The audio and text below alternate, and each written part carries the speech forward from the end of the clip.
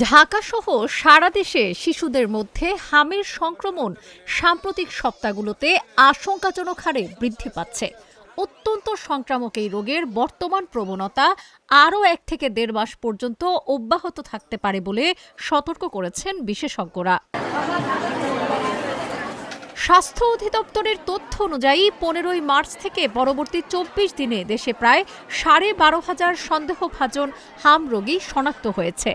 সর্বশেষ ২৪ ঘণ্টায় ১,১৮৭ জন সন্দেহভাজন রোগী শনাক্ত হয়, যার মধ্যে ৬৪২ জনের হাম নিশ্চিত হয়েছে।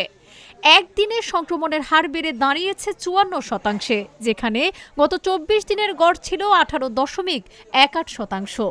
হাম সন্দেহে মৃত্যু হয়েছে ১৪৩ জনের এবং নিশ্চিতভাবে হামে মৃত্যু হয়েছে ২৩ জনের, ফলে মোট মৃত্যুর সংখ্যা দাঁড়িয়েছে ১৬৬ জনে।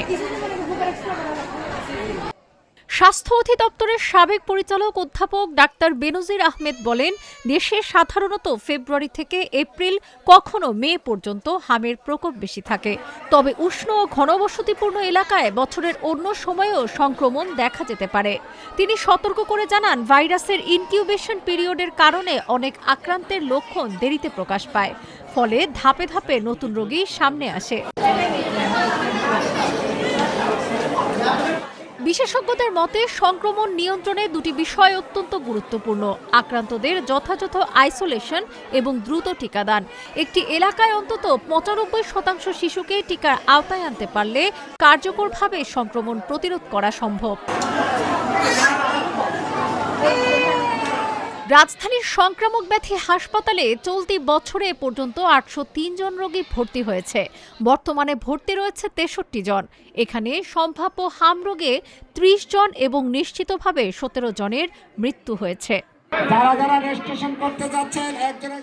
সংক্রামক রোগ বিশেষজ্ঞ ডাক্তার আরিফুল বাশার জানান, বৈশাখের পর সংক্রমণ কমতে পারে, তবে এবারের প্রাদুর্ভাব বেশি হওয়ায় মার্চ ও এপ্রিল জুড়ে তা অব্যাহত থাকতে পারে।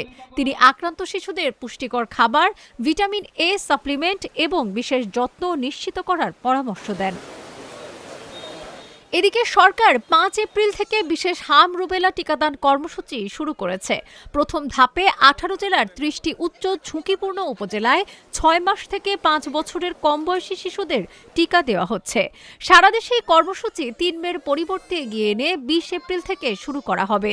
নিয়মিত ইপিআই কর্মসূচির আওতায় ৯ থেকে ১৫ মাস বয়সী শিশুদের এমআর টিকা প্রদান করা হয়। সাবরিনা কাজী, আজকের পত্রিকা।